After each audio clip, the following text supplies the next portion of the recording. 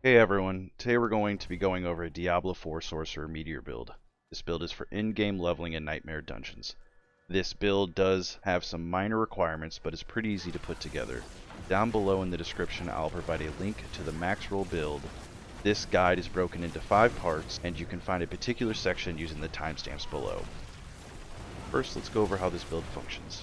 For our skills, we run Meteor, Ice Blades, Lightning Spear, Ice Armor, Teleport, and Flame Shield. Meteor is our main source of damage, Ice Blades reduces cooldowns and applies vulnerability, Lightning Spear applies stuns, Ice Armor is used for survivability and mana reduction, Teleport is used for mobility, damage reduction, and grouping if you have Raiment of the Infinite. Flame Shield is used for breaking crowd control and giving invulnerability. For our enchantments, we run Frost Nova and Ice Blades. Running Frost Nova in your enchantment slot has Lucky Hit. Your conjuration skills have a 30% chance to refresh Frost Nova, which applies vulnerability in mass. Running Ice Blades in the other enchantment slot enables additional Ice Blades to be spawned every 40 seconds worth of cooldowns you spend. With running 5 skills that use cooldowns, it makes it really easy to spawn additional Ice Blades, which ultimately reduces the cooldowns of all abilities when they strike vulnerable enemies. It also increases more chances to proc Frost Nova. This build, it relies heavily on mana cost reduction, mana regeneration, and cooldown reduction so you can spam Meteor.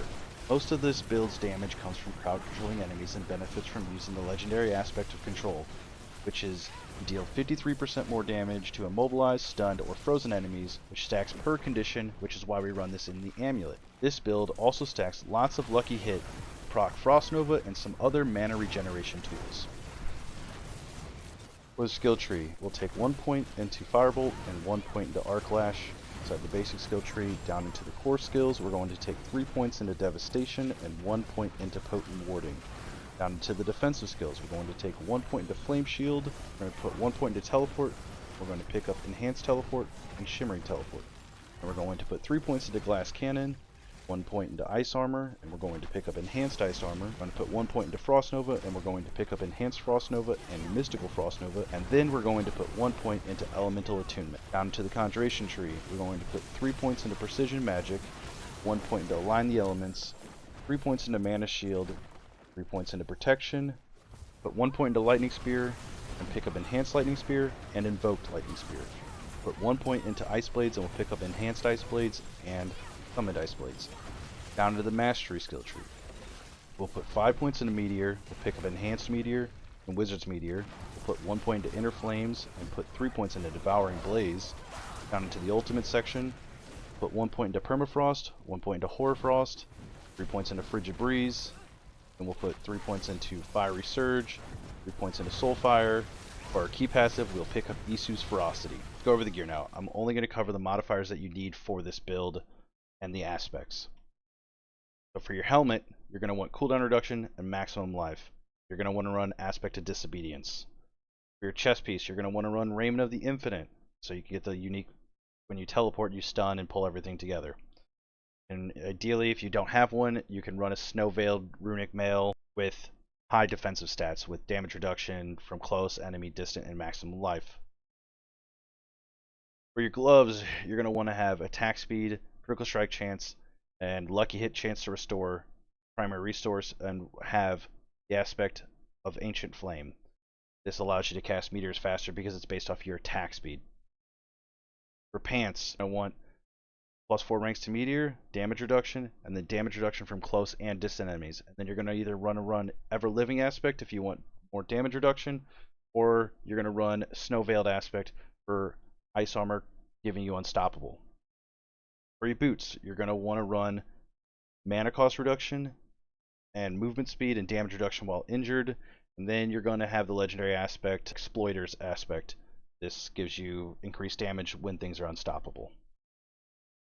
For our amulet, you're going to want cooldown reduction, mana cost reduction, Devouring Blaze passive, and Glass Cannon passive.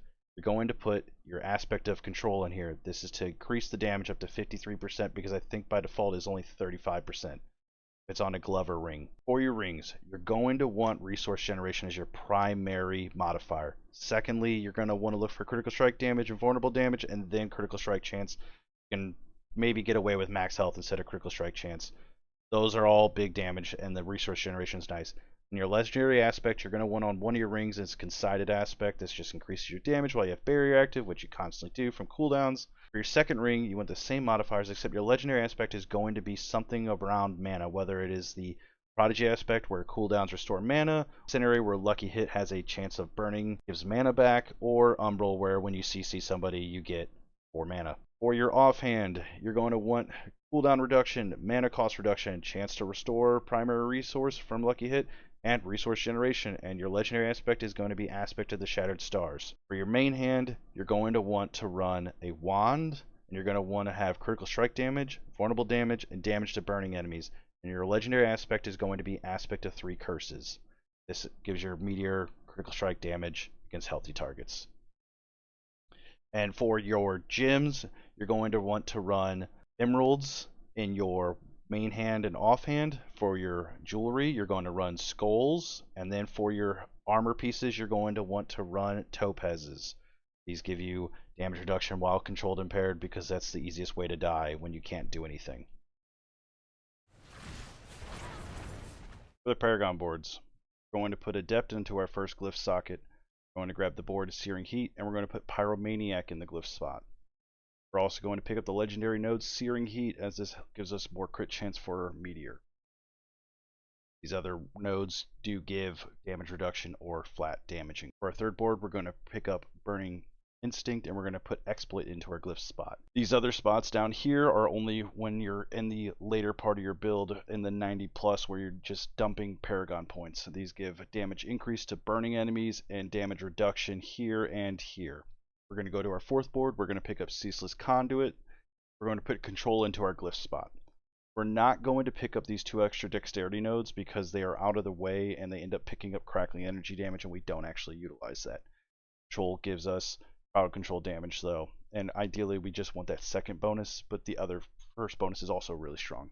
As you can see, it goes up to 104%. For our fifth board, we're going to grab Static Surge, and we're going to put Flame Feeder into the glyph socket. We're going to pick up the damage to stunned enemies, and we're going to pick up all the dexterity nodes in there. Then for our sixth board, we're going to pick up Elemental Summoner, and we're going to put Conjurer in there. We're going to not pick up the 2 side nodes for intelligence. We're just going to be able to get the bare minimum of intelligence so we can get the secondary part of it where they last longer. This affects Ice Blades, and then we're going to pick up Elemental Summoner as well. I want to say thanks for watching my first actual edited video. Please subscribe and give a like to the video, and suggest what content you would like to see in the future down in the comments. I plan to try and do this weekly while working full time. I also plan on streaming during the evening on weekdays. Now enjoy the sights of meteors crushing demons for the remaining portion of the video showcasing the build.